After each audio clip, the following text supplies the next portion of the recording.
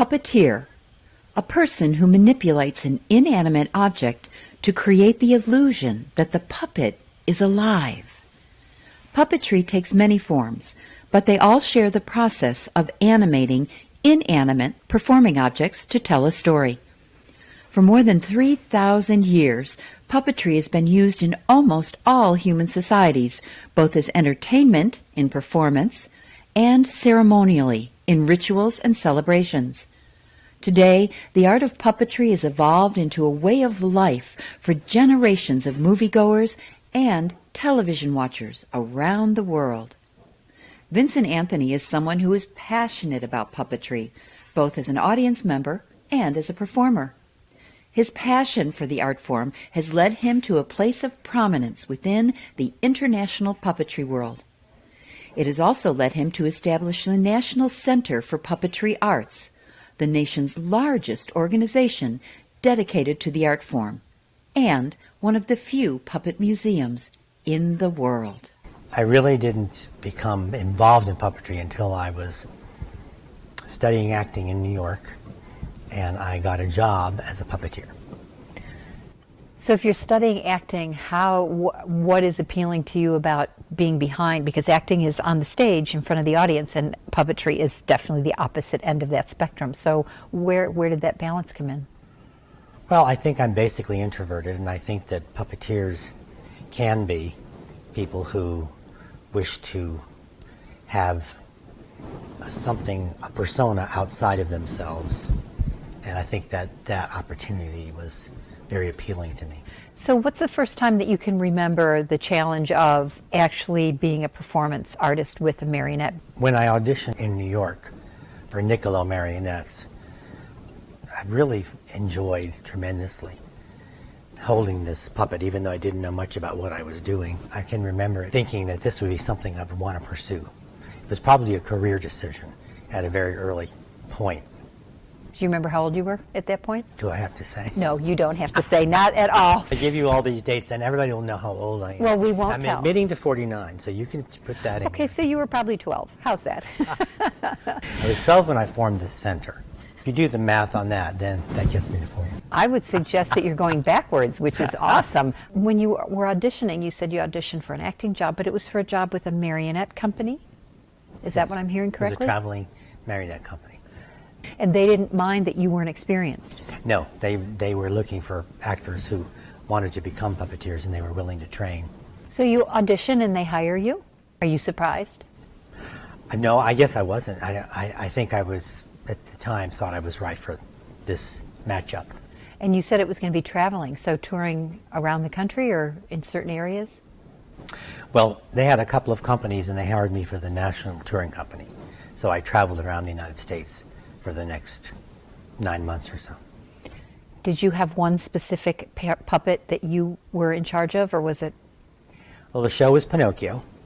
Turns out that a very well-known puppet maker made the puppets for the show, David Sirodiak. So I was delighted to be performing with these real quality puppets. My character was Pinocchio and then some other characters, so I got a chance to play a very interesting character in the show. And I was also in charge of the pre-show demonstrations. We did a demonstration before the show to kind of make the audience aware of what was going to happen. So I was in charge of that puppet called Niccolo. It's fascinating to me that you are hired with no experience and you get to go on the national tour with the star of the show. Was that stressful to you at all, or did you just slide right in? I'm sure it was stressful at the time. I really think that probably I didn't really know what I was doing until I was on tour for 6 months. And then it suddenly dawned on me exactly what I was doing, because when you learn a specific show, you can learn it by rote. Mm-hmm. So I learned specific things to do with the marionette that were taught to me, but actually creating the marionette performance on my own took a while to figure out. After 9 months, you come home. Are you glad that it's over, or where do we go next? When do we do it again? Well, that summer I worked at the World's Fair, and did a show for Sid and Marty Krofft at the World's Fair. So I had a great summer, and then I went back out on tour again the next year for that same company. Now you're getting scads of experience. Are you starting to think that it's really continuing to be what you want? I was thinking of having my own company by then. You are adventurous. I wanted to move back to the South, and so I was thinking at that time of moving to Atlanta, actually, and forming my own company because I wanted to be near my family in Florida. Did it take you very long to go from thinking about it to deciding this is what I'm going to do? I spent a little bit of time trying to understand the realities of coming to this city I had never been to and setting up my own company. So, if you'd never been here, what was it? Just its proximity to Florida that drew you? a lot of things. Proximity to Florida, my home. There was a big expansion in the arts in Atlanta at the time. The Woodruff Art Center was being built. There was an expansiveness to it. There weren't a lot of puppets, and I wanted to go to a place where I could have a learning curve and have the audiences learn along with me, so that I wouldn't have the challenge of having to have an incredible company right away, but that the company could grow with the community's interest in the company. So there were a lot of things. So you make the decision to come to Atlanta and you start your own company. What's the company called? It's called Vagabond Marionettes. Any particular reason why you chose Vagabond? Yes, we were the traveling, pack up and move nature was a part of what I knew. And I knew that we would have to do that in order to make a living, survive. We'd have to travel, do a lot of traveling, because that's the model that I was... That you knew. That I knew. Right. The most.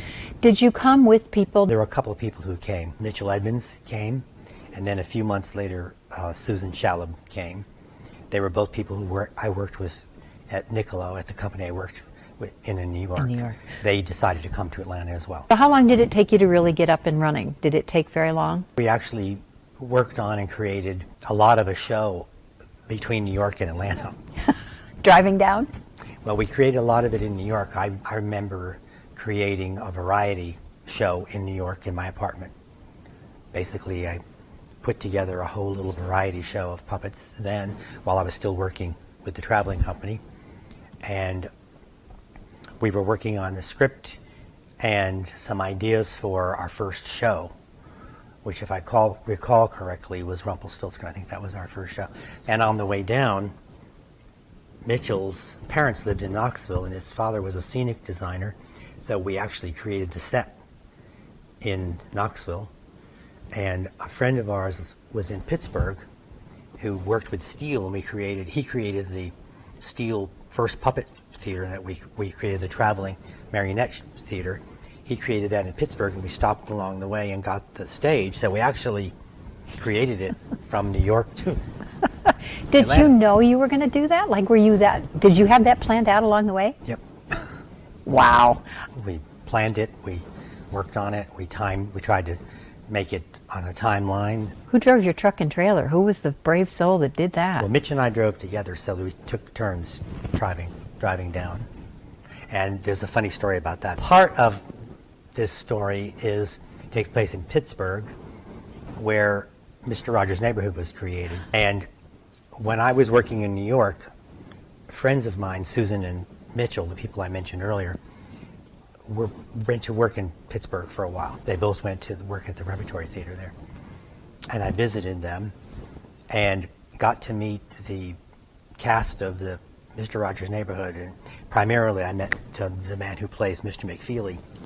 Met the set designer person as well, who created the set for the show. And then we eventually, ended up performing on Mr. Rogers' Neighborhood. So actually, there's a sort of a Full through circle. line for all that. Vagabond Marionettes and I, because I did some solo pieces on it, we did 3 sequences.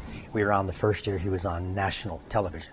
Really? So it was a very momentous occasion for us to be there and be involved with that television show at that time.